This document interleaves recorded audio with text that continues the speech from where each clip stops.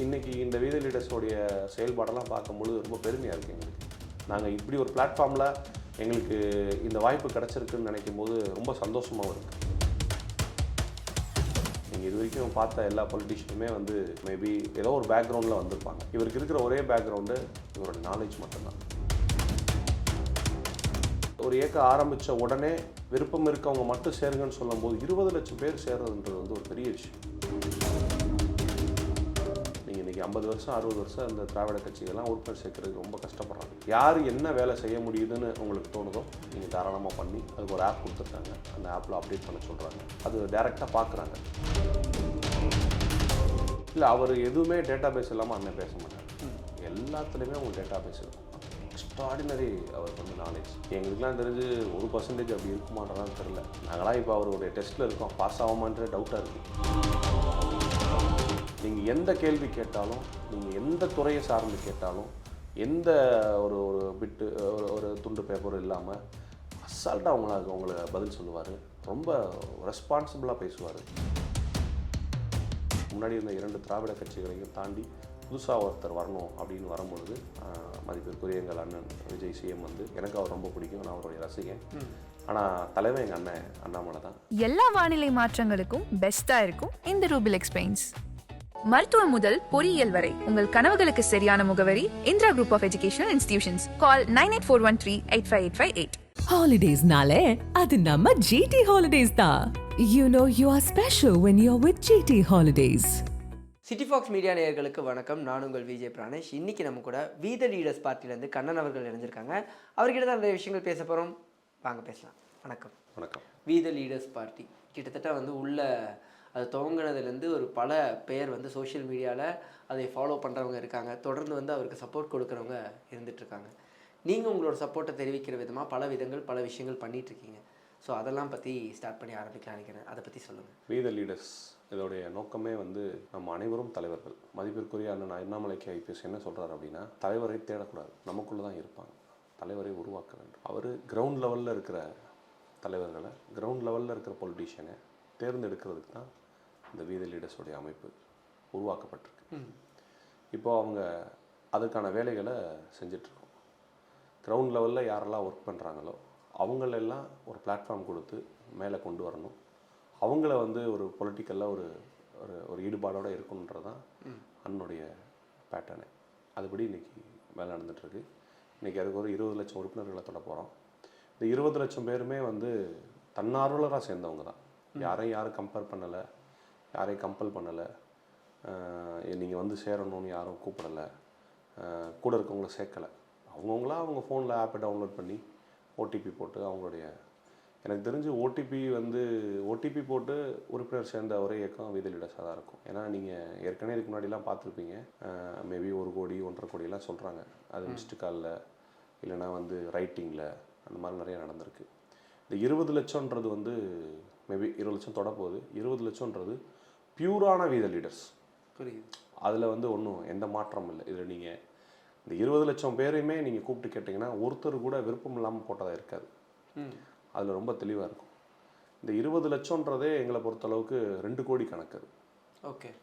ஏன்னு கேட்டிங்கன்னா ஒரு இயக்கம் ஆரம்பித்த பிறகு நீங்கள் இதில் சேருங்க, நீங்கள் இதில் ஜாயின் பண்ணணும், நம்ம இதெல்லாம் பண்ண போகிறோன்னு எந்த ஒரு அறிவிப்பும் இல்லாமல் ஒரு இயக்கம் ஆரம்பித்த உடனே விருப்பம் இருக்கவங்க மட்டும் சேருங்கன்னு சொல்லும்போது 20 லட்சம் பேர் சேர்றதுன்றது வந்து ஒரு பெரிய விஷயம். இன்றைக்கி அப்படி நீங்கள் சேர்ந்துருக்க முடியாது. நீங்கள் இன்றைக்கி 50 வருஷம் 60 வருஷம் இந்த திராவிட கட்சிகள்லாம் உறுப்பினர் சேர்க்கறதுக்கு ரொம்ப கஷ்டப்படுறாங்க.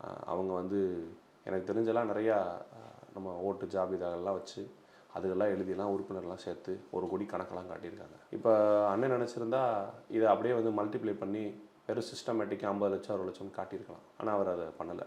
அவர் பியூராக வேணுன்றார்.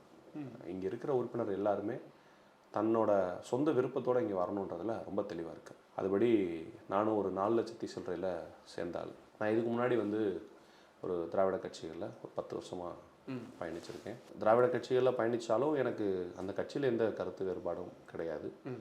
ஒரு நல்ல தலைவனை, ஒரு இளம் தலைவனை, ஒரு படித்த தலைவனை நம்ம பின்னாடி இருக்கணுன்றதுக்காக நாங்களும் அந்த வி த லீடர்ஸில் ஜாயின் பண்ணியிருக்கோம். ஆனால் இப்போது வி த லீடர்ஸ் பொறுத்த வரைக்கும் புதுசாக கொண்டு வந்த பார்ட்டி. ஆனால் மற்ற பார்ட்டிக்கும் இதுக்கும் எந்த ஒரு டிஃப்ரென்ஸை நீங்கள் பார்க்குறீங்க? இந்த விஷயத்தில் we the leaders we differ from other parties அப்படிங்கிறத நீங்கள் என்ன சொல்லணும்னு நினைக்கிறீங்க? இல்லை நீங்கள் அது உங்களுக்கே தெரியும், எல்லா பார்ட்டிஸும் ஃபஸ்ட்டு ஸ்டார்ட் பண்ணும்பொழுதே அவங்களுடைய கட்சியுடைய கொடி பெயர் இதெல்லாம் அறிவித்து மாவட்ட செயலாக அறிவித்து தான் வேலை செய்வாங்க. ஆனால் இது அப்படியே முற்றிலும் ஒரு மாறுபட்ட அரசியல். முதல்ல ஒரு இயக்கம் ஆரம்பித்து மக்கள் உள்ள பிரச்சனையை கையில் எடுத்து, அதான் நான் ஃபஸ்ட்டே சொன்னதான் அவங்கள்ட்ட, கிரவுண்ட் லெவலில் இருக்கிற லீடர்ஸை வந்து லீட் பண்ணணும், அவங்க தலைவராக மாறணும். அதாவது நிறைய பேருக்கு திறமை இருக்குது, கீழே அவங்களுக்கு வர்றதுக்கான ஒரு வாய்ப்பு இல்லாமல் இருக்கும். அந்த வாய்ப்பை உருவாக்குறது தான் இந்த வி த லீடர்ஸுடைய குறிக்கோள். அன்னை சொன்ன மாதிரி எத்தனையோ எக்ஸ் மினிஸ்டர்ஸு எக்ஸ் எம்எல்ஏஸு எல்லோரும் வர்றாங்க. ஆனால் அவர் கார்னர் பண்ணுறது எல்லாருமே வந்து யங்ஸ்டர்ஸ் மட்டும்தான். பிலோ 40 இருக்கணும், தொழில் முனைவோராக இருக்கணும், டாக்டராக இருக்கணும், கவர்மெண்ட் அஃபிஷியலாக வேலை பார்க்குறவங்களா இருக்கணும். இந்த மாதிரி நாலேஜ் உள்ள பர்சனாக கணக்காட்டுறதுக்காக அவர் சேர்க்கலை. எல்லாருமே ஒரு அறிவுபூர்வமான அரசியலை முன்னெடுக்கிறதுக்கான ஒரு வழியாக இருக்கணும்னு தான் இந்த திட்டம் வந்து போயிருக்கு. இவங்க எல்லாம் நம்ம வந்து கட்சியெல்லாம் ஆரம்பித்து கொடியெல்லாம் அறிவித்த பிறகு அதுக்கப்புறம் நம்ம ஆளுகளை சேர்த்து கலை பண்ணி பார்க்குறதுக்கு எங்களை இப்போயே நாங்கள் ஸ்டார்ட் பண்ணிட்டோம். எங்களோட பகுதிகளில் அன்னை சொன்ன மாதிரி ஒவ்வொருத்தருடைய வார்டுலையும் சரி, தொகுதியிலையும் சரி, மாவட்டத்துலையும் சரி, யார் என்ன வேலை செய்ய முடியுதுன்னு உங்களுக்கு தோணுதோ நீங்கள் தாராளமாக பண்ணி, அதுக்கு ஒரு ஆப் கொடுத்துருக்காங்க. அந்த ஆப்பில் அப்டேட் பண்ண சொல்கிறாங்க. அது டைரெக்டாக பார்க்குறாங்க. இப்போ நீங்கள் மற்ற கட்சிகளில் வந்து கிரவுண்ட் லெவலில் வேலை செய்கிற தொண்டனை யாரும் தலைவனுக்கு தெரியாது, இங்கே தெரியுது. நான் ஒரு சாதாரண ஆள், ஒரு மதுரை மாவட்டத்தில் ஒரு மேற்கு சட்டமன்ற தொகுதியில் ஒரு மூலையில் இருக்கிற ஆள். இன்றைக்கி அண்ணன் வந்து என்னை கவனிக்கிற அளவுக்கு நான் இருக்கேன். அதோட வெளிப்பாடு தான் நீங்கள் இன்றைக்கி எடுக்கிற அந்த இன்டர்வியூ கூட. அது மாதிரி என்ன மாதிரி நிறையா பேர் இருக்காங்க, வருவாங்க, ஒருத்தராக வெளியில் தெரியும். இப்போ நீங்கள் கட்சியில் இணைஞ்சதுக்கப்புறமா வந்து பார்த்திங்கன்னா மரம் நடுறதா இருக்கட்டும், say no to alcohol protest பண்ணுறதா இருக்கட்டும், தொடர்ந்து பண்ணிக்கிட்டு இருக்கீங்க. இது எல்லாமே கட்சியிலேருந்து கொடுக்குற, ஏன்னா ஒவ்வொரு கட்சியிலையும் ஆர்டர்ஸ் கொடுத்து வர்றதை நம்ம பார்ப்போம். இது தானாக நீங்களாக முன்னெடுத்து இல்லை இந்த கட்சிக்காகவும் இந்த மக்களுக்காகவும் நான் இறங்கி பண்ணுற விஷயமா இருக்கா? இல்லை, இது வந்து யாருக்குமே ஆர்டர்ஸ் கிடையாது. குறிப்பிட்ட நபரை கூப்பிட்டு குறிப்பிட்ட வேலை செய்ய சொல்கிறது கிடையாது. தன்னார்வலராக அவங்க ஏற்கனவே வந்து இதுக்கு முன்னாடி இந்த மாதிரி பயணம் பண்ணணும்னு நினச்சிருப்பாங்க. அவங்க ஒரு பிளாட்ஃபார்ம் இல்லாமல் இருந்திருக்கும். அந்த பிளாட்ஃபார்மாக தான் இப்போ இருக்குது. இப்போ நிறையா பேர் வந்து சமூக சேவையில் ரொம்ப வந்து இன்ட்ரெஸ்டடாக இருக்காங்க. நிறையா நம்ம பார்க்குறோம், நிறையா செடிகள் நடுறது, மரங்கள் நடுறது, பனை விதை நடுறது, இந்த மாதிரி ஏகப்பட்ட சோசியல் ஒர்க்கர்ஸ் பண்ணுறாங்க. என்ன நம்ம இண்டிவிஜுவலாக பண்ணாலும் நமக்கு ஒரு பேனர் வேணும். அந்த பேனர் இல்லைன்னா நம்மளால் எந்த வேலையும் ஒரு கம்ஃபர்டபுளாக செய்ய முடியாது. அந்த மாதிரி இருக்கிறவங்க எல்லாரையுமே வந்து ஒரு ஒருங்கிணைச்சு இந்த வி த லீடர்ஸ் வந்து சிறப்பாக பணியாற்றிட்டு இருக்கு. ஒரு சந்தேகமாக கேட்குறேன், அரசியல் பொறுத்த வரைக்கும் ஒரு நல்லது செய்கிறதுக்குமே நமக்கு கண்டிப்பாக ஒரு ஃபேம் தேவைப்படுது, மக்களை கொண்டு போய் சென்றடைகிறதுக்கு ஒரு ஃபேம் தேவைப்படுதுன்னு நினைக்கிறீங்க? உண்மைதான். நீங்கள் வந்து சாதாரணமாக இன்றைக்கி ஒரு 100 பேரை வச்சு ஒரு அவேர்னஸ் க்ரியேட் பண்ணுறது கூட இன்றைக்கி ஒரு போலீஸ் ஸ்டேஷனில் போய் பர்மிஷன் வாங்குற ஒரு கண்டிஷன் இன்றைக்கி இருக்கும். அங்கே போய் நம்ம வந்து ஒரு லெட்டர் எழுதுறது கூட நம்ம யாருன்றதை மென்ஷன் பண்ணுற மாதிரி இருக்குது. ஒரு சாதாரண நபர், சமூக ஆர்வலர் அப்படிலாம் போட்டோம்னு கேட்டிங்கன்னா பெர்மிஷனே கொடுக்க மாட்டாங்க. நம்ம ஒரு இயக்கத்தில் இருக்கோம், இவர் கீழே இருக்கோன்றதை நம்ம மென்ஷன் பண்ணுற மாதிரி. மேபி இன்றைக்கி இந்த வி த லீடர்ஸில் வந்து நாங்கள் யாருக்கு என்ன பொறுப்பும் கிடையாது. நாங்கள் வந்து இந்த வி த லீடர்ஸுடைய உறுப்பினர்கள். ஆனால் எங்களே என்ன கேட்குறாங்க, நீங்கள் இந்த வி த லீடர்ஸில் என்னவா இருக்கீங்க, உங்களுக்கு என்ன பொறுப்பில் இருக்கீங்கன்னு கேட்குறாங்க. அன்னை சொன்னதான், அந்த வி த லீடர்ஸோடைய அன்னை முதன்மை சேவகர் அன்னை. நாங்கள் வந்து எங்கள் தொகுதியோட முதன்மை சேவகர், அவ்வளோதான். அதான் எங்களுக்கு எங்களுக்கு கொடுத்துக்கிட்ட போஸ்டிங். இன்னும் அந்த மாதிரி கட்சி போஸ்டிங்கோ பொறுப்போ அதெல்லாம் எங்களுக்கு இல்லை. அது ஆட்டோமேட்டிக்காக நீங்கள் களத்தில் வேலை செய்யுங்க, உங்கள் வேலைக்கு தகுந்த மாதிரி ஆட்டோமேட்டிக்காக அவங்க வந்து அதுக்கான பின்னாடி வர்ற விஷயங்கள்லாம் அதை ஃபாலோ பண்ணி பண்ணுறேன்னு இருக்காங்க. கட்சி பொறுத்த வரைக்கும் ஒரு சந்தேகமாக தான் நான் கேட்குறேன். கட்டமைப்பு இல்லை வந்து ஒவ்வொருத்தர்களுக்கு கீழே தான் இவங்கிற ஒரு எப்போவுமே அது தொடர்ந்து பல வருஷங்களாக இருந்துக்கிற ஒரு விஷயம் தான். வி த லீடர்ஸ் அதை அப்போ மாற்றிடும்னு நினைக்கிறீங்க? ஏன்னா இப்போ நீங்கள் சொல்கிறத பார்க்கும்போது இப்போ வரைக்கும் யாருக்கும் பொறுப்பு டிசைன் பண்ணப்படல, எல்லாருமே அவங்கவுங்களுக்கான வேலைகள் எடுத்து செய்யும்போது கண்ணன் அவர்களுக்கு பொறுப்பில் வரணுங்கிற ஆசை இருக்கா? எந்த மாதிரியான பொறுப்பில் வரணும்னு? இல்லை, அப்படி இல்லை. பொறுப்புன்றது வந்து அது பதவி இல்லை, அது பொறுப்பு. நீங்கள் அந்த சொல்கிற வார்த்தையிலே இருக்குது. நமக்கு ஒரு பதவி கொடுத்துட்டாங்கன்னா அதை பொறுப்பாக தான் பார்க்கணும். அந்த பொறுப்பில் வந்து நம்ம எவ்வளோ கவனமாக இருக்குன்றதை பொறுத்து தான் இருக்குது. பதவி வாங்கிட்டோன்றதுக்காக வந்து ஒரு மாதிரிலாம் நம்ம இருக்க முடியாது. அந்த பொறுப்புணர்ந்து செய்கிறதுக்கு பேர்னால தான் அதுக்கு பேர் பொறுப்புணர்ந்துருக்கு. நாங்கள் அதை பற்றிலாம் யோசிக்கலை. இப்போது எங்களுக்கு வந்து ஒரு நல்ல தலைவனுக்கு கீழே வேலை செய்கிறோம், அவ்வளோதான். ஒரு மனநிறைவாக இருக்கும். நாங்கள் இப்போயே எங்களை எல்லாரையும் ஒரு மாவட்ட செயலாளராகவோ, ஒரு எம்எல்ஏவோ, ஒரு மினிஸ்டராகவோ நாங்கள் ஃபீல் பண்ணுறோம். ஏன்னா இந்த மாதிரி ஒரு சிந்தனை உள்ள ஒரு படித்த ஒரு பொலிட்டீஷியன் கீழே வேலை செய்கிறதுன்றது வந்து ரொம்ப புதுசு. நீங்கள் இது வரைக்கும் பார்த்த எல்லா பொலிட்டீஷியனுமே வந்து மேபி ஏதோ ஒரு பேக்ரவுண்டில் வந்திருப்பாங்க. இவருக்கு இருக்கிற ஒரே பேக்ரவுண்டு இவருடைய நாலேஜ் மட்டும்தான். இன்றைக்கி மதிப்பிற்குரிய ஐயா முதல்வர் சிஎம் இருக்காருன்னா ஒரு 30 ஆண்டு திரையில் நடித்து மக்களுடைய மனசில் இடம்பெற்று இன்றைக்கி அவர் வந்திருக்காரு. ஆனால் எங்கள் அண்ணன் வந்து அந்த மாதிரிலாம் எந்த ஒரு பின்புலமும் கிடையாது. சாதாரண மனிதர். நீங்கள் மேபி அவரை பார்த்துருக்கீங்களான்னு தெரில. பார்த்துருக்கேன். நீங்கள் பார்த்தீங்கன்னா அவங்க கூட வந்து உங்கள் கூட பிறந்த அண்ணன் எப்படி உங்கள்கிட்ட பேசுவாரோ அதே மாதிரி தான் பேசுவார். அவருக்கு நம்ம லீடராக இருக்கோம், நம்ம வந்து அந்த மாதிரிலாம் தெரியாது. மேபி நாங்கள் கூட்டத்திலலாம் போகும்போது எங்களோட கூட்டத்தில் ஒரு ஆளாக எங்கள் பக்கத்தில் உட்காந்து தான் அந்த கூட்டத்தையே கவனிப்பாரை தவிர முன்னாடி ஒரு சேர் போட்டு அந்த மாதிரில புதுசாக இருக்குது எங்களுக்கு இந்த அரசியல்லாம். ஏன்னா நாங்களும் வந்து திராவிட கட்சியிலேருந்து தான் வந்திருக்கோம். வருவாங்க, கரெக்டாக அந்த டோர் கிட்ட இறங்குவாங்க, காரில் ஸ்டேஜில் உட்காருவாங்க, முடிச்சோடனே போயிடுவாங்க. ஆனால் இன்னைக்கு இந்த வீத லீடர்ஸோடைய செயல்பாடெல்லாம் பார்க்கும்பொழுது ரொம்ப பெருமையாக இருக்குது எங்களுக்கு. நாங்கள் இப்படி ஒரு பிளாட்ஃபார்மில் எங்களுக்கு இந்த வாய்ப்பு கிடச்சிருக்குன்னு நினைக்கும் போது ரொம்ப சந்தோஷமாகவும் இருக்குது. உங்களை பற்றி நான் தெரிஞ்சுக்கணும்னு நினைக்கிறேன்.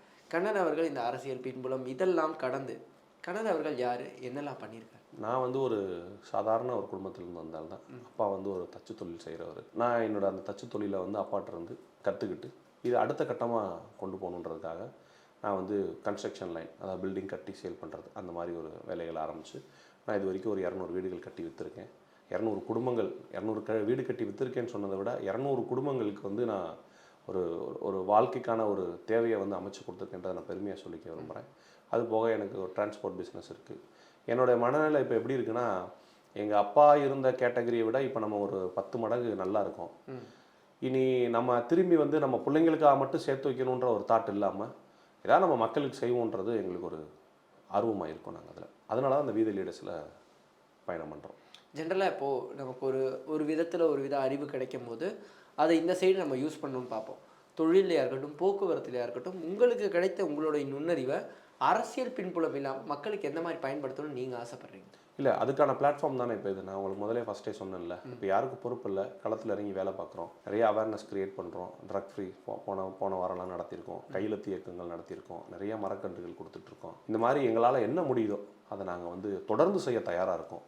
அது அண்ணன் கட்சி ஆரம்பித்தாலும் சரி, ஆரம்பிக்கலைனாலும் சரி, எங்களுக்கு பொறுப்பு வந்தாலும் சரி, வரலைனாலும் சரி, எங்களுக்கு நாங்கள் இந்த பணி நிறைவாக இருக்குது.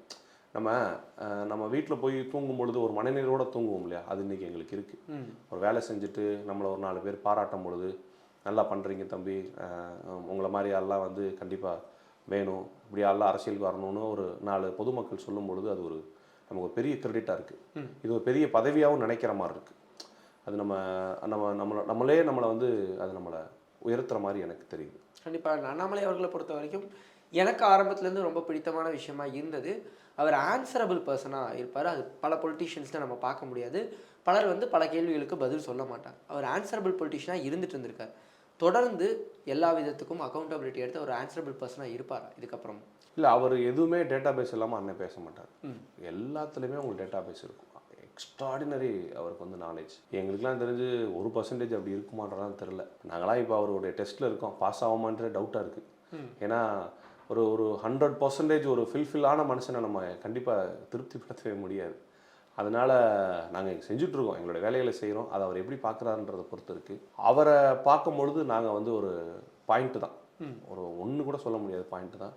நீங்கள் எந்த கேள்வி கேட்டாலும், நீங்கள் எந்த துறையை சார்ந்து கேட்டாலும், எந்த ஒரு பிட்டு ஒரு துண்டு பேப்பரும் இல்லாமல் அசால்ட்டாக அவங்கள பதில் சொல்லுவார். ரொம்ப ரெஸ்பான்சிபிளாக பேசுவார். பெரியவங்களாக இருந்தாலும் சரி, வயசு அவரோட சின்னவங்களாக இருந்தாலும் சரி, அந்த மரியாதை கொடுக்கறது வந்து நம்ம தமிழருடைய பண்பாடு.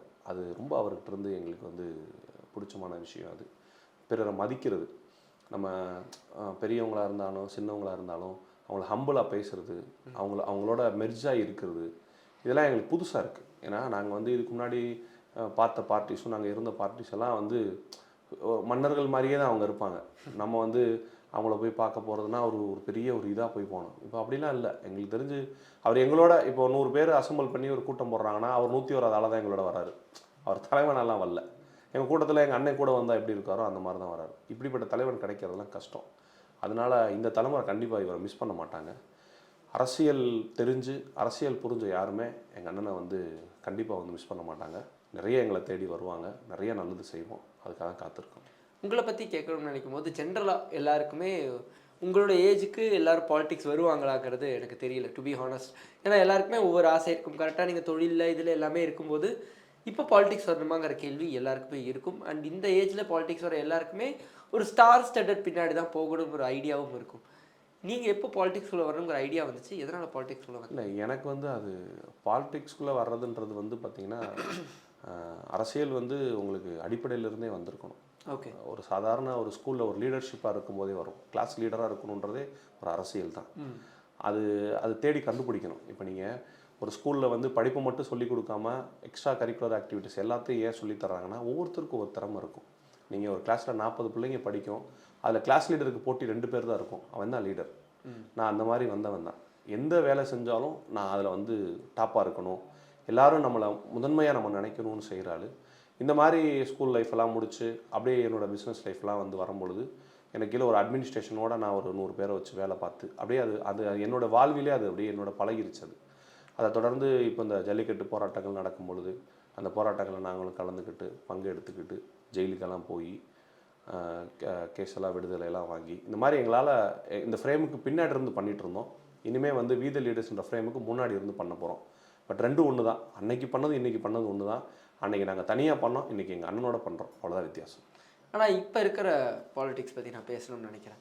ஜென்ரலாகவே யூத் அப்படின்னு வரும்போது முன்னாடி எனக்கு தெரிஞ்ச வரைக்கும் பாலிடிக்ஸ்குள்ளே என்ட்ரு ஆகுதுங்கிறது, ஐயோ இது ஒரு பெரிய சுழல்பா, வரணுமா வர வேண்டாமான்னு பல கேள்விகள் இருந்தது. இங்கே ஆல்ரெடி 2 பேர் ஆளுமை இருக்குது, இதுக்கப்புறம் வரணுமாங்கிற ஒரு கேள்வி இருந்தது. இப்போ பாலிடிக்ஸ் ஈஸியாக இருக்குன்னு நினைக்கிறீங்க? பல பேர் என்ட்ரு ஆகாது பார்க்கும்போது இல்லை அது சரின்னு நினைக்கிறீங்களா தவறு நினைக்கிறீங்க? இப்போ ரொம்ப கஷ்டம். ஓகே. பாலிடிக்ஸ் வந்து இப்போ ரொம்ப கஷ்டம். 2 பெரிய நீங்கள் சொன்ன ஆளுமை இருக்கும் பொழுது எந்த மீடியா பின்புலமும் கிடையாது. இந்த இடத்துல ஒரு நியூஸ் நடக்குதுன்னா அது ஒரு வாரம் 10 நாள் கழித்து போய் சேரும். ஈவனா இப்போ அப்படி இல்லை. இந்த செகண்ட் இங்கே ஒரு இஷ்யூ நடக்குதுன்னா 8 கோடி தமிழரும் ஒரே நிமிஷத்தில் பார்த்துருவோம். அப்போ ரொம்ப இங்கே டஃப்பு. நம்ம சுற்றி கேமராவோட தான் தெரியும். இப்போ நம்ம அந்த இடத்துல எனக்கு தெரிஞ்சு நீங்கள் 2 கேமரா வச்சுருக்கீங்க, தெரியாமல் 4 கேமரா கூட இருக்கும். எப்போயுமே நம்ம ஒரு சேஃப் ஜோன்லேயே நடந்து போகிற மாதிரி தான் இருக்குது. ஆனால் தப்பு பண்ணுறவங்க தான் எனக்கு தெரிஞ்சு அந்த மாதிரி பயப்படணும்னு நான் நினைக்கிறேன். நாங்கள் நல்லது பண்ண தான் வந்திருக்கோம். எங்களுக்கு எந்த பயமும் இல்லை. யாருக்கிட்டையும் எதையும் சொல்கிறதுக்கான எங்களுக்கு நெருடல் எங்கிட்ட இல்லை. நாங்கள் எங்களுடைய வேலைகளை செஞ்சுட்டு போயிட்டே இருப்போம். நெகட்டிவ் தாட்ஸும் வரும், பாசிட்டிவ் தாட்ஸும் வரும். நாங்கள் அது ரெண்டையுமே, நெகட்டிவ் தாட்ஸுக்கும் நாங்கள் கவலைப்பட போகிறதில்ல, பாசிட்டிவ் தாட்ஸையும் வந்து நாங்கள் வந்து பெருசாக எங்களை புகழவை நாங்கள் நினச்சிக்க போகிறதில்ல. எங்கள் வேலை நாங்கள் ஃபீல்டில் வேலை செய்ய வந்திருக்கோம், கண்டிப்பாக அதை செய்வோம். ஆனால் சினிமாவோட முகம் அரசியலை டேக் ஓவர் பண்ணுதுன்னு நினைக்கிறீங்க? இல்லை, இருக்கும். மேபி வந்து அப்படி இருந்தனால தான் வந்து இன்றைக்கி ஆட்சி மாற்றமே வந்திருக்கு. மக்கள் வந்து ஒரு மாற்றத்தை தேடுறாங்க, அதில் எந்த மாற்று கருத்தும் இல்லை. அப்படி தேடும் பொழுது இந்த ஆண்டு இந்த இதுக்கு முன்னாடி இருந்த 2 திராவிட கட்சிகளையும் தாண்டி புதுசாக ஒருத்தர் வரணும் அப்படின்னு வரும்பொழுது மதிப்பிற்குரிய எங்கள் அண்ணன் விஜய் சிஎம் வந்து எனக்கு அவர் ரொம்ப பிடிக்கும், நான் அவருடைய ரசிகன். ஆனால் தலைவன் எங்கள் அண்ணன் அண்ணாமலை தான். விஜய் அண்ணனோட ரசிகன் நான். அவரை மக்கள் ஏற்றிருக்காங்க. 1,60,00,000 பேர் வாக்கு செலுத்தி இன்றைக்கி அவர் வந்து முதலமைச்சர் ஆக்கியிருக்காங்க. இன்றைக்கி இருக்கிற சட்டமன்ற உறுப்பினரும் அமைச்சர்கள் எல்லாமே எங்களை மாதிரி முதல் தலைமுறை அரசியல்வாதிகள் தான். யாருமே வந்து அப்பா மினிஸ்டராவோ பின்புலத்தில் இருந்தெல்லாம் வந்தவங்க இல்லை. நல்லபடியாக அவங்க பணி செய்யட்டும், எங்களோட முழு சப்போர்ட் அவங்களுக்கு இருக்கும். இதெல்லாம் தாண்டி திரும்ப மக்கள் ஒரு மாற்றமாக தேடும் பொழுது எங்கள் அண்ணன் தான் கண்ணுக்கு முன்னாடி வருவார். எங்கள் அண்ணன் வரும்போது அவங்க கூட நாங்களும் வருவோம். ஆனால் கண்டிப்பாக நீங்கள் ரசிகர்களுக்கும் தொண்டர்களுக்கும் ஒரு வித்தியாசம் சொன்ன மாதிரி இருந்து, நான் ரசிகன் அப்படின்னு சொல்லும்போது என்ன ஒரு வித்தியாசமாக நீங்கள் பார்க்குறீங்க? ஒரு ரசிகன்றது வந்து கண்மூடித்தனமாக ரசிக்கிறது. தலைவன்றது பல சிந்தனைக்கு அப்புறம் தேர்வு பண்ணுறது. ஒரு திரையில் நல்லா நடிக்கும் பொழுது அந்த நடிப்பு பிடிச்சிருந்து அந்த காட்சி உங்களுக்கு ரொம்ப கவர்வாக, இப்படி ஒவ்வொரு படங்களாக நம்ம சேமித்து ரசிகனை மாறிடுவோம். ஆனால் தலைவன்றது வந்து நீங்கள் அவ்வளோ சீக்கிரம் யாரை ஏற்றுக்க முடியாது. அதுக்கு ரொம்ப ப்ராசஸ் இருக்குது. ஒருத்தரை பார்க்கணும், அவரை நமக்கு வந்து நம்ம மைண்டுக்குள்ளே அவரை ஏற்றணும், அவருடைய துணிச்சல் நமக்கு, அவர் நீங்கள் சொன்ன மாதிரி தான் எந்த கேள்வி நீங்கள் கேட்டாலும் அது சரியாக டேட்டாவோட பதில் சொல்லுவார். அது இன்றைக்கி எத்தனை பேர்கிட்ட இருக்காது. இன்றைக்கி நீங்கள் சட்டசபைக்குள்ளே போகும்போதே துண்டு பேப்பரோட தான் போகிறாங்க எல்லோரும். எனக்கு தெரிஞ்ச அண்ணன் வந்து அதெல்லாம் மாற்றிடுவார்னு நினைக்கிறேன். இப்போ எங்கிட்ட சொல்கிறதே என்னென்னா, நீங்கள் ஒவ்வொருத்தரும் எம்எல்ஏ தான், மினிஸ்டர் தான், அதுக்கான பணிகளை நீங்கள் செய்யுங்க, அப்படி நீங்கள் நினச்சி வாழுங்க. ஒரு கோல் இருந்தால் தான் ஜெயிக்க முடியும். அந்த கோலை ஃபிக்ஸ் பண்ணுங்கள், அதுவாகவே நீங்கள் வாழுங்க. அப்போ தான் நீங்கள் அந்த இடத்த பிடிக்க முடியும், தகுதியான நபராக தேர்ந்தெடுக்க முடியும். இப்போ எனக்கு தெரிஞ்சு எங்கள் இதுக்கு முன்னாடி இப்போ இந்த ஆட்சியில் இருக்கிற எங்களுடைய அண்ணா நினைக்கிற இந்த எம்எல்ஏ மினிஸ்டர்ஸ் எல்லாமே அவங்களால வந்து இதை நம்ம எப்படி ஹேண்டில் பண்ண போகிறோன்றதில் ஒரு பெரிய தடுமாற்றம் இருக்குது. அது இங்கே இருக்கக்கூடாதுன்னு அண்ணன் தெளிவாக இருக்கார். முதல்ல கடினமான வேலையை பூரா இப்போ செய்ய சொல்லியிருக்காரு. அப்புறம் மக்களை சந்திக்கிறது, ஓட்டு கேட்குறது ரொம்ப ஈஸியான வேலையை அண்ணன் பார்க்குறாரு. ஓகே, உங்கள் தொகுதியில் என்ன பிரச்சனை இருக்குது, என்ன தேவை இருக்குது, அடிப்படையாக என்ன வேணும், நீங்கள் என்ன மாற்ற நினைக்கிறீங்க, உங்கள் தொகுதியை நீங்கள் எப்படி பார்க்குறீங்க அப்படின்றதெல்லாம் வந்து சர்வே பண்ணுறாரு. அதில் என்ன மாதிரி என் தொகுதியில் 10 பேர் இருக்கலாம், அந்த 10 பேரில் ஒருத்தரை செலக்ட் பண்ணுறாரு. அந்த ஒருத்தருக்கு தான் அந்த வாய்ப்பாக இருக்குது. அதனால் இப்போ எங்களுக்குள்ளே வந்து ஆரோக்கியமான ஒரு போட்டியாக இருக்குது, யார் இதை நம்ம கற்றுக்க போகிறோம் அப்படின்றது. இப்போ நீங்கள் சொன்ன மாதிரி இன்றைக்கி ஒரு சாதாரண ஒரு எந்த ஒரு ஸ்கூலாக இருந்தாலும் சரி, ஒரு காலேஜாக இருந்தாலும் சரி, ஒரு என்ட்ரன்ஸ் எக்ஸாம்னு ஒன்று இருக்குது. இப்போ இது மாதிரி இது பொலிட்டிக்கல் என்ட்ரன்ஸ் எக்ஸாமாக நாங்கள் நினைக்கிறோம். இதில் நாங்கள் எல்லாம் பாஸ் ஆவோமா ஃபெயில் ஆகுமான்னு தான் சொல்லணும். ஆனால் அப்படி ஒரு பொலிட்டிக்கல் எக்ஸாம் வைக்கிறது நல்லதுன்னு நீங்கள் நினைக்கிறீங்களா? ரொம்ப நல்லது இல்லை, ரொம்ப நல்லது இல்லை. நீங்கள் இன்றைக்கி வந்து தகுதி இருந்தால் தானே அந்த இடத்துக்கு நம்ம வர முடியும். ஏதோ ஒரு ஒரு ரெக்கமெண்டேஷன்லேயோ இல்லை வந்து யாரோ ஒருத்தர் இவர் சொல்கிறான்றத ஒரு சீட்டை வாங்கியோ நம்ம அந்த தகுதி இல்லாத ஒருத்தர் ஒன்றும் இல்லை, ஒரு ஒரு தகுதி இல்லாத ஒரு டாக்டர் போய் ஆப்ரேஷன் பண்ணால் எப்படி இருக்கும்? அது வந்து ஃபெயிலியர் தான். அது மாதிரி தான் அண்ணன் நினைக்கிறார். தகுதியான பொலிட்டிஷியனை தயார் பண்ணணுன்னு அவர் இப்போ வந்து ட்ரெயின் பண்ணிகிட்ருக்கார். அவர் ஐபிஎஸ் ட்ரைனிங்கில் எப்படி இருந்தாரோ இப்போ அப்படி எங்களை நினச்சி பண்ணிகிட்ருக்காரு. இதில் எங்களுக்கே நாங்கள் பாஸ் ஆவோமா ஃபெயில் ஆவோமான்னு டவுட்டில் தான் இருக்கோம். கண்டிப்பாக அவர் கொடுக்குற வேலையை செஞ்சு பாஸ் ஆகுன்ற நம்பிக்கையோட வேலை செய்யணும். ஒரு அரசியல்வாதியாக இந்த ஒரு கேள்விக்கு எனக்கு பதில் தேவைப்படுது. அதாவது ஸ்டார் ஒருத்தர் வந்து இப்போ ஒரு சிஎம் ஆகிட்டார், ஃபைன். ஆனால் அதை தொடர்ந்து பல ஸ்டார்ஸ் வருவாங்கள பயம் இருக்குது. அதுக்கான அனௌன்ஸ்மெண்ட் நிறையா பார்க்க முடியுது. டு யூ திங்க் டோட்டலாக சினிமா வந்து பாலிடிக்ஸை டேக் ஓவர் பண்ணணும்னு நினைக்கிறீங்களா? இல்லை, யார் வேணாலும் வரலாம். இது ஜனநாயக நாடு. இவர் தான் வரணும் அவர் தான் வரணும்லாம் கிடையாது. மக்கள் யாரை விரும்புகிறாங்கன்றதை பொறுத்து தான் இருக்குது. இப்போது நீங்கள் சொன்ன மாதிரி இந்த 2 திராவிட கட்சிகளுக்கும் மக்கள் மாற்றி மாற்றி வாக்கு செலுத்திட்டு இருக்காங்க. அப்போது ஒரு மாற்றாக தேடும் பொழுது டிவிகே அரசு வந்தது. அப்போது நீங்கள் ஒரு பெரிய விஷயம் என்னன்னு கேட்டிங்கன்னா, இந்த வாக்குக்கு பணம் கொடுத்து வாங்குறதுன்ற ரெக்கார்டை உடைச்சிட்டாங்க. எங்களுக்கு அது ரொம்ப சந்தோஷமாக இருக்குது. ஏன்னா எங்களை போன்ற ஒரு இளம் தலைமுறை அரசியல்வாதிகள்லாம் எங்களெல்லாம் ஓட்டுக்கு பணம் கொடுத்தலாம் எங்களெல்லாம் ஜெயிக்க முடியாது. அவ்வளோ வசதியெலாம் எங்களுக்கு கிடையாது. அதை உடைச்சிட்டாருன்னும் போதே எங்களுக்கு ரொம்ப தைரியமாக நாங்கள் ஃபீல்டு பண்ணுறோம். ஓகே, நீங்கள் ஏன் யங்ஸ்டர்ஸ் வரலன்னு கேட்குறீங்க இல்லையா? இன்றைக்கி யங்ஸ்டர்ஸ் வரணும்னு நினச்சாங்கன்னா பல்லாயிரம் கோடி தேவைப்படுது. அப்படி தான் ஒரு மைண்ட் செட்டில் இருக்காங்க. ஓட்டுக்கு காசு கொடுத்து மக்கள்கிட்ட வந்து விலைக்கு வாங்கி தான் வந்திருக்காங்க. எனக்கு தெரிஞ்ச அண்ணன் வந்து அதை உடைச்சிருக்காரு. மதிப்புக்குரிய அண்ணன் விஜய் சிஎம் வந்து அதை உடைச்சிருக்காரு. இது தொடரும் கண்டிப்பாக. ஏன்னா மக்கள் ரொம்ப விழிப்புணர்வாக இருக்காங்க. யாரும் பணம் வாங்க தயாராக இல்லை. ஓட்டுடைய மதிப்பு என்னன்றதை ரொம்ப தெளிவாக யோசிச்சுட்டாங்க. அதனால் இனிமேல் நிறையா யங்ஸ்டர்ஸ் அரசியல் கண்டிப்பாக வருவாங்க. விஜய் சார் அஸ் சிஎம் நீங்கள் எப்படி பார்க்குறீங்க ஒரு அரசியல்வாதி? அதான் நான் ஃபஸ்ட்டே சொன்னேன் இல்லையா, அண்ணனோட ரசிகன் தான். அதில் எந்த மாற்று கருத்தும் இல்லை. அவர் திரைப்படங்களை பார்ப்பேன், அவர் எனக்கு ரொம்ப பிடிக்கும். அவரோட ஆக்ஷன் எல்லாம் எனக்கு ரொம்ப விரும்பி பார்ப்பேன். மேபி ஃபஸ்ட் ஷோ போனதில்லை, மறுநாள் கண்டிப்பாக போய் அந்த படத்தை பார்த்துருவேன். அதை தாண்டி ஒரு தலைவனாக ஏற்றுக்கிறதுக்கு ஒரு ஒரு விருப்பம் இருக்கணும்ல, அது அண்ணங்கிட்ட தான் இருக்காது. எல்லாருக்கும் எல்லாரையும் பிடிக்கணும்னு கட்டாயம் இல்லை. ஒவ்வொருத்தருக்கும் ஒவ்வொரு மாதிரி இருக்கும். எனக்கு நான் இவருடைய கொள்கைகளை, அண்ணனுடைய ஒரு ஒரு ஒரு பியூர் பொலிட்டிக்கல் ஒரு பியூர் பொலிட்டிஷியனை நான் வந்து நேசித்து தான் அந்த வீதி லீடர்ஸ்க்கு வந்திருக்கேன். நியர்லி 5 வருஷம் இருக்குது. அடுத்து வீதி லீடர்ஸோட களப்பணிகளாக இருக்கட்டும், அடுத்தடுத்த ஸ்டெப்ஸாக இருக்கட்டும், எந்த மாதிரி இருக்க போகுது? கண்ணன் அவர்களுடைய ஸ்டெப்ஸ் என்னவா இருக்க போகுது? நான் என்னோடய தொகுதியை முழுக்க கையில் எடுக்கிறேன். எங்கள் தொகுதியில் உள்ள பிரச்சனைகள், எங்கள் தொகுதியை சுத்தம் பண்ணுறது, நீர்நிலை பிரச்சனைகள், சாலையோர பிரச்சனைகள், மின்விளக்கில் உள்ள பிரச்சனைகள், இந்த மாதிரி எல்லா பிரச்சனையும் கையில் எடுக்கிறோம். எல்லாருமே இன்றைக்கி வந்து தாராளமாக ஒரு சாமானியனாக கூட நம்ம அந்த வேலை செய்யலாம். இப்போ நம்ம ஒரு பேனர் பின்னாடி நின்று செய்ய போகிறோம். அதுக்கு தேவையான பெட்டிஷன்ஸாக இருக்கட்டும், அதுக்கு சம்மந்தப்பட்ட அதிகாரிகளாக இருக்கட்டும், தேவைப்பட்டால் அதுக்கு தேவையான போராட்டங்களாக இருக்கட்டும், இது தொடர்ந்து நான் வந்து என்னோடய தொகுதியில் செய்கிறதா நான் ஒரு முடிவு பண்ணியிருக்கேன். கண்டிப்பாக தலைவராக உங்களுக்கு அண்ணாமலை அவர்கள் எந்த மாதிரியான மாற்றத்தை கொடுத்தாருங்கிறத சொன்னீங்க. அதே கட்சியாக இந்த ஒரு விஷயத்தை நீங்கள் சொன்ன மாதிரி அரசியல் பின்புலம் இந்த பேனரில் நான் செய்ய போகிறேங்கிறது முன்னாடி இருந்ததில் என்னால் இந்த விஷயங்கள் செய்ய முடியல, ஆனால் இனி வரும் காலங்களில் இதை மக்களுக்காக நான் நிற்க போகிறேங்கிறது என்னவா இருக்குது? இல்லை, நான் சொன்னது தான் திரும்பியும். முன்னாடி இருந்தது வந்து அப்பா இருப்பார், அப்பாவுக்கு அப்புறம் பையன் இருப்பார், பையனுக்கு அப்புறம் வந்து பேரன் இருப்பார், இல்லை அவங்க சொந்தக்காரங்க இருப்பாங்க. எங்களை மாதிரி புதுசாக வர யாருக்குமே வாய்ப்பு வராது. அது எல்லாருக்குமே தெரியும், நான் சொல்லணும்னு அவசியம் இல்லை. ஆனால் இங்கே அப்படி இல்லை. என் தொகுதியில் ஒரு 10 பேர் இருக்காங்க. 10 பேருக்கு வாய்ப்பு இருக்குது. இப்போ 10 பேருக்கு போட்டி தான். இதில் யார் சிறப்பாக பணியாற்றுறாங்களோ அவங்க தான் அந்த இடத்துக்கு வரப்போகிறாங்க. மீதி இருக்கிற 9 பேரும் அந்த வந்த ஒரு ஆளை நாங்கள் ஏற்றுக்க தயாராகவும் இருக்கோம். அண்ணாமலை அவர்கள் சொல்லியிருந்தாலும் சொன்னீங்க ஒரு கோல் செட் பண்ணி ஓடணும்னு. கண்ணன் அவர்களுடைய கோல் என்னவா இருக்குது? இப்போ என்னோடய கோல் ஏதோ வந்து இந்த சமூகத்தில் பிறந்தோம் வளர்ந்தோம் செத்தோன்னு இல்லாமல் நாளைக்கு என் பையனை பார்க்கும் பொழுது உங்கள் அப்பா ஒரு நல்ல மனுஷன் அப்படின்ற ஒரு பேர் வேணும். அதான் என்னோடய கோல். ரொம்ப அருமையாக சொன்னீங்க. மக்கள் ஜென்ரலாகவே வந்து ஒரு ஹோப் கேட்பாங்க. இந்த ஒரு விஷயத்தை நான் எதை நம்பி உங்களை நான் வந்து தேர்ந்தெடுக்கிறதுனோ இல்லை எதை நம்பி நான் உங்களை நம்புறதுன்னு கேட்பாங்க. அவர்களுக்கு உங்களுடைய கேள்வியாகவும் பதிலாகவும் என்னவா இருக்கும்? அதான் எங்கள் களப்பணி. இன்னும் 4 ஆண்டு அதை தான் நாங்கள் பண்ண போகிறோம். ஓகே, கேள்வி கேட்க மாட்டாங்க. இவங்க செஞ்சுருக்காங்க, இந்த தம்பி இதை பண்ணியிருக்காரு, இவருக்காக நம்ம வந்து ஓட்டு போடலாம், இவருக்காக நம்ம வாக்கு செலுத்தலாம், மக்கள் எங்களை கண்டிப்பாக தேடி வருவாங்க. இந்த 4 வருஷம் எங்களுக்கு நல்ல ஒரு ஆப்பர்ச்சுனிட்டி இருக்குது. அதை நாங்கள் முழுசாக பயன்படுத்திக்க போகிறோம்.